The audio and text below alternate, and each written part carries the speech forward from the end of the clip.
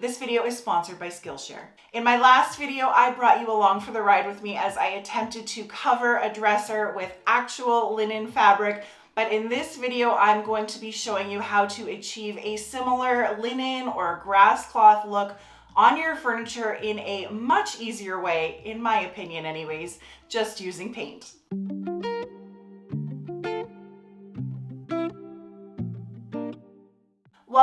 Welcome back. If this is your first time here on the channel, my name is Katie of Salvaged by K. Scott, and I am a full-time furniture flipper, furniture refinisher, furniture painter, furniture artist, whatever title you feel like giving me. My full-time job is finding pieces of furniture that are worn out and outdated and giving them a whole new lease on life. This is the dresser that I'm going to be making over today. I picked it up at my local thrift store on a 50% off furniture day, so it only cost me $10. I really love all the clean, flat surfaces and the fact that it's in really good condition. It's only got a few surface blemishes and the drawer bottoms need to be fixed, but that's easy stuff to deal with. It is kind of an awkward height though. It is a short little one, so I do want to add some legs to lift it up off the floor, and that's really going to change the whole overall vibe of it.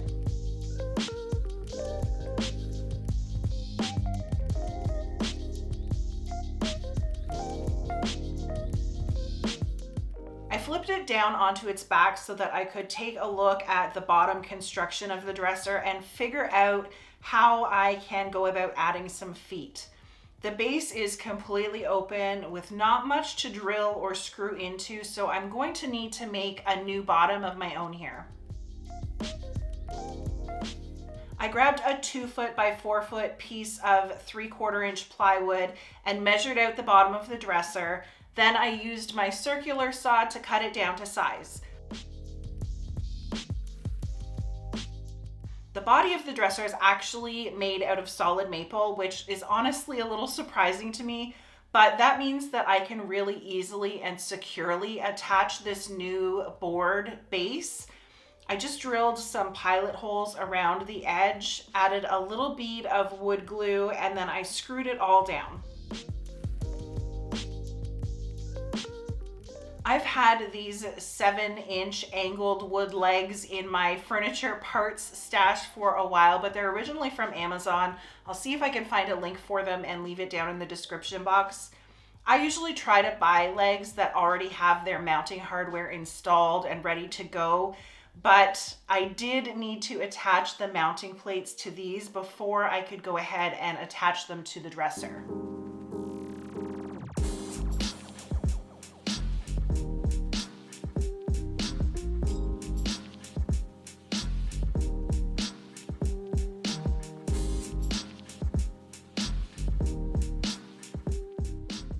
Once I had all of my legs assembled, I measured out where I wanted them to sit and screwed them into place.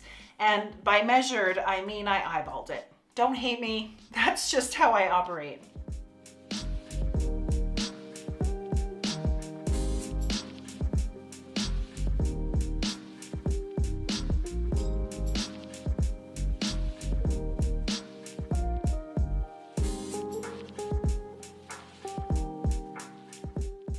Now I can flip this dresser back up and take a look. I am loving the way that this looks already. My next step is going to be cleaning and fixing anything that needs repairs.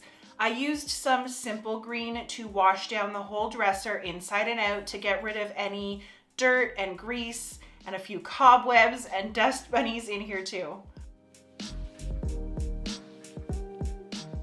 To fill in the dents on the top of the dresser and also to smooth out that rough plywood edge on the bottom, I mixed up some heavy-duty wood filler and applied that with a putty knife.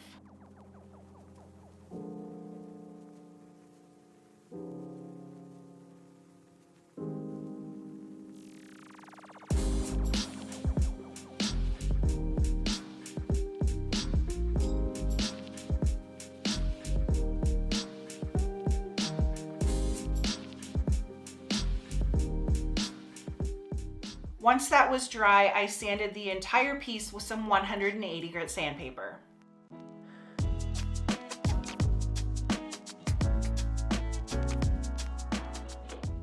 On the curved edges, I just used a foam sanding pad so that I didn't flatten them out with my orbital sander.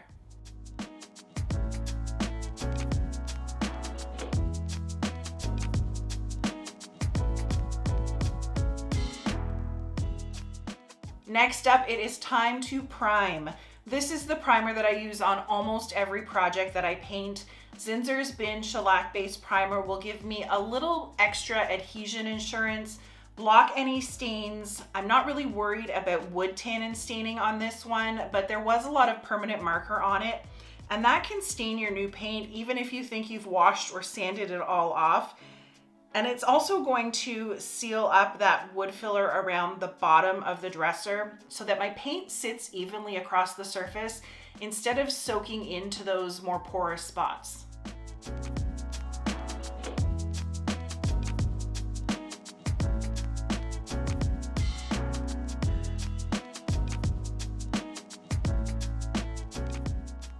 I also need to take a few minutes to reattach these drawer bottoms. I pulled the old staples out with some needle nose pliers and then added just a tiny bit of wood glue and restapled them in place with my pneumatic staple gun. Before I get into this really cool paint technique, I want to thank Skillshare for continuing to support this channel and tell you a little bit more about them. Skillshare is an online learning community with thousands of inspiring classes for creators where you can explore new skills, deepen existing passions, and get lost in your creativity. The classes that they offer are curated from other creatives on all sorts of topics like photography, interior design, woodworking, and so much more. Whether you're just starting to dabble in something or you're already a pro, Skillshare has classes to meet your skill level that you can work through on your own schedule. I've been thinking about starting some bedroom makeovers to work on over the winter, so I decided to take the class Create a Plan for Your Perfect Room by Arlen Hernandez. Now I can start sourcing products and laying out my ideas in a way that's going to help me make the most of my projects and ultimately create some spaces that I really love. They are always launching new classes, so you can stay focused and follow along wherever your creativity takes you. And the first 1,000 of my subscribers to click the link down in the description box will get a 1-month free trial of Skillshare so that you can start exploring your creativity today. Now it's time for the paint finish. To create this linen or fabric look, I'm using some chalk finish furniture paint from House and Canvas in the colors Angora and River Rock. I also need some clear glazing medium, and this one that I'm using today I got from my local Michael's Craft store. My base coat is going to be in this Angora, which is a beautiful soft off-white. I brushed on 2 coats and I wasn't being too careful about it. I did keep all of my brush strokes going in the same direction, but I'm trying to create a textured fabric look here. So having some brush marks and texture is really going to help me do that. A super smooth paint job is not what you want here. Just make sure that it's not messy and you don't have any drips anywhere. Once that base coat was dry, I mixed up some of this medium gray River Rock with my glaze medium. There's no exact measurement or recipe here, but I think I ended up with about 3 parts paint to 2 parts glaze. This glaze is going to make my paint slightly more translucent, but more importantly, it's going to help it stay open or wet longer so that I can manipulate it before it starts to dry.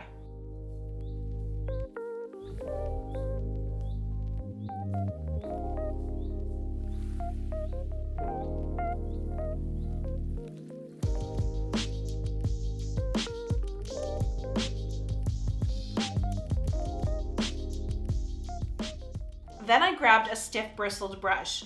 This is just a broom head from the dollar store, and this technique is so easy. You do not need any fancy tools to do this. All you do is just drag that brush through the wet glaze. 1 pass over the full surface end to end in a horizontal pattern, and then 1 pass vertically top to bottom, again over the full surface. This motion will give you that cross-hatched or woven look of fabric. I made sure that I had a shop towel and a piece of cardboard right by my side so that I could wipe off the excess paint and glaze off of my brush. after a few passes, but this is extremely forgiving. It is easy, like I said. I just kept going over my glaze horizontally and then vertically until I had created a look that I liked.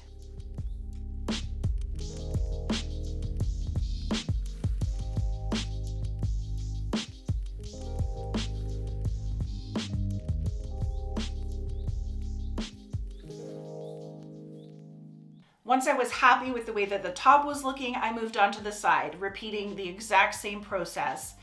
And the nice thing about this is that if you make a mistake or smudge your work somehow, you can just keep swiping over it until it's blended back in. I tried to keep my strokes as level as possible to keep the design straight, but other than that, it's so easy.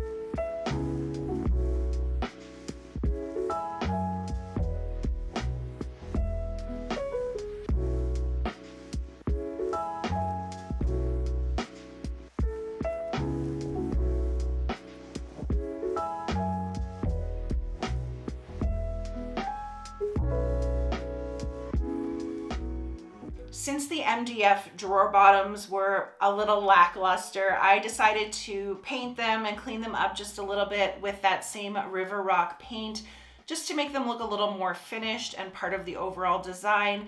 And then I took my dresser back inside.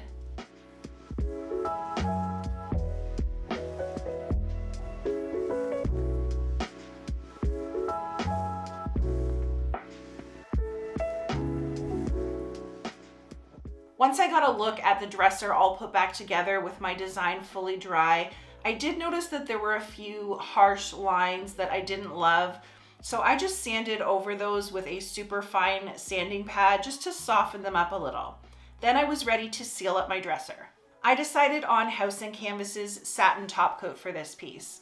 It's really important to stir any liquid top coat like this very well before each use. You don't want to shake it or whisk it because that can add bubbles in, which will show up in your finish. But a thorough mix to reincorporate all of the ingredients is going to help you get a smooth, consistent sheen on your piece. To apply my top coat, I brushed it on with the same 2-inch brush that I used for my paint. I just made sure that I cleaned it very well. I waited 2 hours between coats and ended up applying 2 coats to the body of the dresser and a third extra coat on the top of the dresser.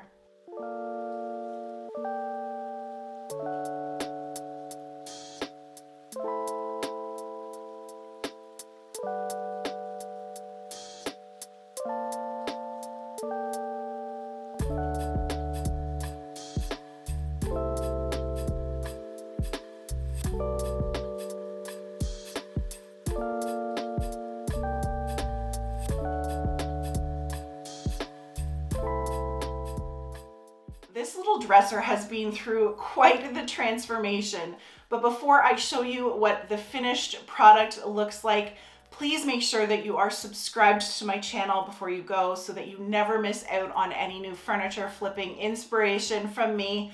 Also, leave me a comment down below and let me know what you think about this faux linen paint technique.